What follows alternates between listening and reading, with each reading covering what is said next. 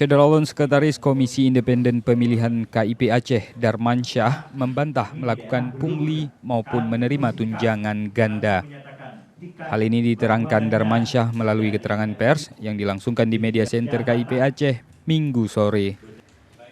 Ia pun mengaku siap untuk diperiksa pihak Inspektorat Aceh maupun Kejaksaan Aceh.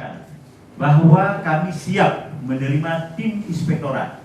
Besok kita akan datang tim Inspektorat Provinsi Aceh akan melakukan audit, dan kami juga siap menerima pemeriksaan dari Kejaksaan untuk melaksanakan audit terhadap dugaan yang dituduhkan kepada kami. Dari Banda Aceh, Budi Fatria, Serambi On TV.